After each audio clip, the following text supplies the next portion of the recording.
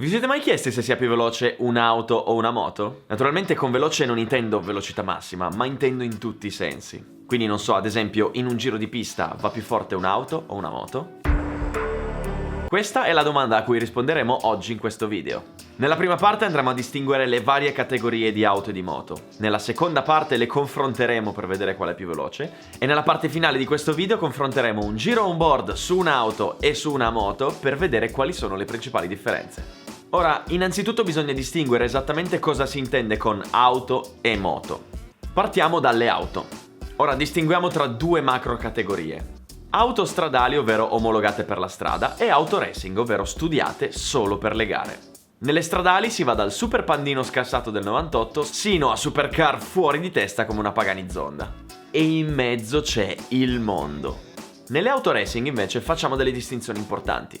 Abbiamo auto GT, o Gran Turismo o Turismo, che esteticamente sono molto simili alle autostradali, questo perché nella maggior parte dei casi sono derivate dalle autostradali. E anche in questo caso rispecchiano molto le autostradali, perché si parte da auto derivate da utilitarie sino ad arrivare ad auto derivate da supercar. Abbiamo poi le sport prototipo, ovvero auto a ruote coperte costruite unicamente per le gare. Abbiamo infine le auto formula. Si tratta di auto a ruote scoperte, anch'esse costruite esclusivamente per le gare, e anche qui si va da semplici formulini, come ad esempio il Formula Panda, e sì, si chiama Formula Panda perché montava il motore della vecchia Panda, sino ad arrivare alle mostruose Formula 1. Ecco, ora, in termini di prestazioni, quali sono le differenze tra tutte queste auto? Ora, prendiamo ad esempio il circuito austriaco del Red Bull Ring, e partiamo dalle auto stradali. Un'auto stradale come la Mazda MX-5 impiega 2 minuti e 8 secondi a fare un giro. Una Mini Cooper John Cooper Works GP impiega 1 minuto e 58. Se arriviamo poi a una supercar stradale come la Ferrari 458 speciale, ha girato in 1,41.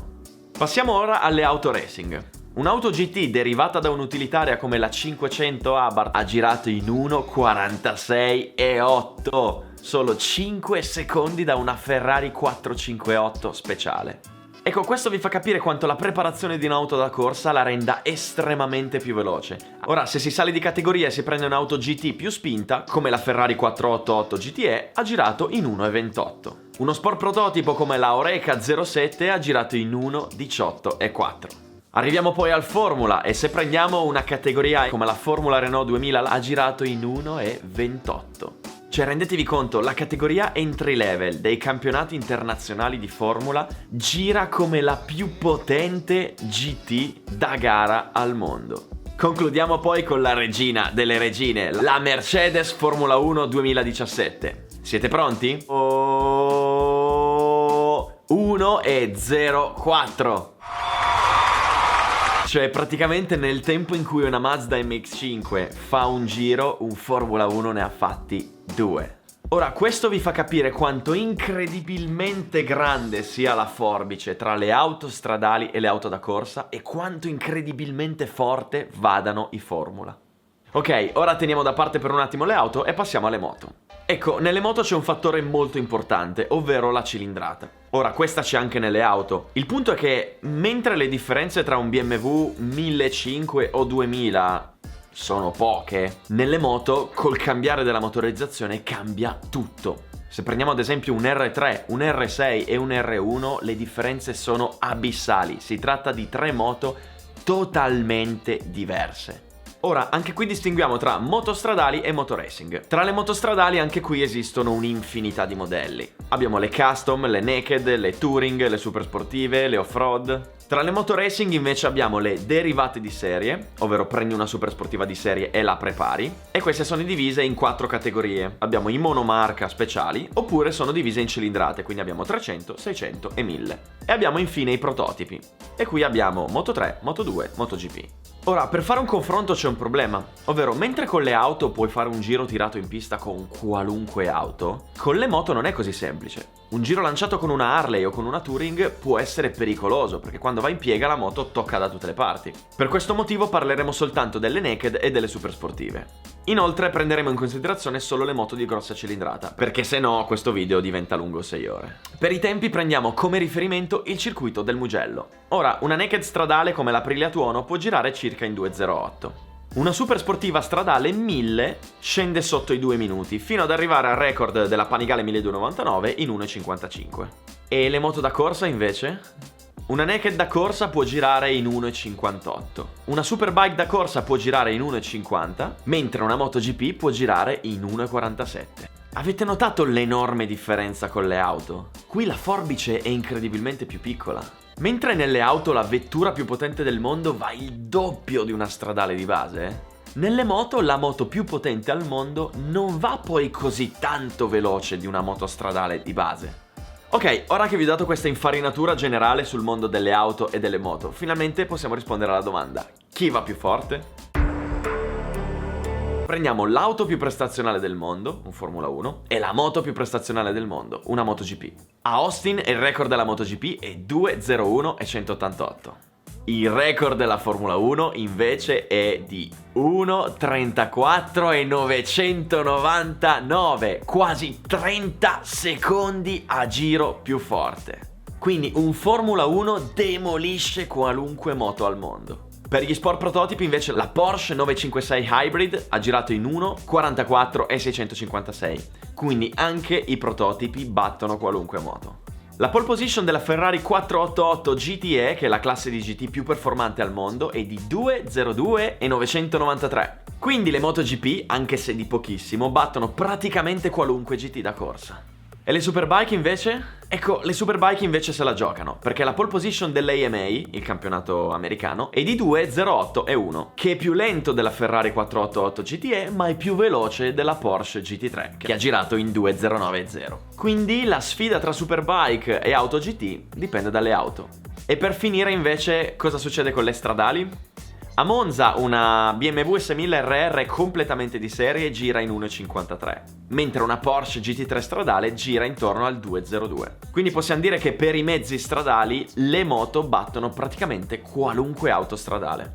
Ok, ma passiamo adesso al confronto vero e proprio tra un'auto e una moto. Abbiamo due video on board, uno di una Ferrari 458 Italia GT3 guidata da Stefano Pezzucchi a Franciacorta durante dei test, e uno su una BMW S1000 RR preparata da gara, guidata da Fabrizio Perotti durante una gara del Motestate. Ecco, partiamo da un punto neutro, ovvero il punto di corda della curva 1. L'auto e la moto si trovano nello stesso punto, quindi partiamo col giro. Si entra quindi in questa parte mista, si esce dalla curva 1 e mentre si entra nella curva 2 si può già notare come la macchina abbia un leggero vantaggio sulla moto. Adesso continua il giro di pista, si entra in una parte molto tortuosa, quindi curva 3 verso destra, cambio di direzione, curva 4 a sinistra, con la macchina che sta guadagnando sempre di più terreno sulla moto. E quando si arriva alla curva 5-6, guardate qua, la macchina ha già dato una curva di distacco alla moto, 1 secondo e 2 il ritardo che ha la moto sull'auto. Continua il giro, continua la parte mista e tortuosa della pista, si entra alla curva 7, poi curva 8, un rampino stretto verso sinistra, con la macchina che accelera in uscita, giù tutto verso questa curva 9 a sinistra, si frena per entrare nella curva 10, un curvone abbastanza lungo, di nuovo si accelera in uscita, si arriva a frenare forte per la curva 11 e guardate qua, guardate il vantaggio che ha preso la macchina sulla moto, 1 secondo e 320 millesimi. Ma guardate cosa succede adesso. Si accelera sul rettilineo, seconda, terza, quarta, e quando si arriva alla frenata in fondo al rettilineo, la moto ha recuperato 8 decimi e il vantaggio è sceso a mezzo secondo. Di nuovo due curve molto strette, molto tortuose, che quindi sembrano favorire la macchina. Infatti si vede che qui la macchina ha già recuperato mezzo secondo sulla moto che ha 1 secondo di ritardo, ma quando si spalanca il gas e si accelera sul rettilineo, guardate come arrivano i due sotto il traguardo, 0 secondi di ritardo. La moto in un rettilineo ha recuperato 8 decimi e nell'altro ha recuperato 1 secondo. Ora, per fare un'analisi dettagliata servirebbe la telemetria. Il problema è che quasi nessun team rilascia le telemetrie perché sono dei dati segreti, quindi ci dobbiamo basare sul video.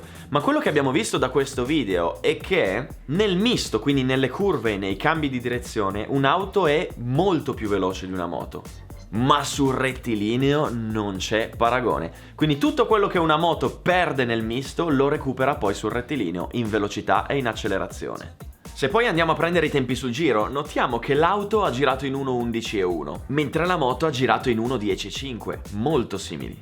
Nonostante l'auto abbia massacrato la moto in curva, sono bastati 2 rettilinei alla moto per recuperare sull'auto e batterla.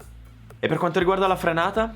Beh, anche qui l'auto si rivela vincente sulla moto. Se prendiamo un onboard di una R6 2017 guidata da Noriyuki Haga in 1,56,9 al Mugello, vediamo che a 270 km/h frena circa a 180 metri.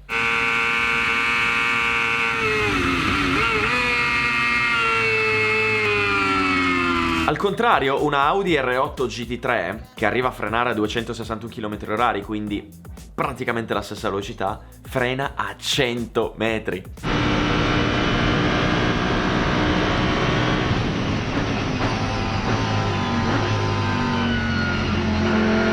Cioè l'auto frena 80 metri dopo rispetto a una moto.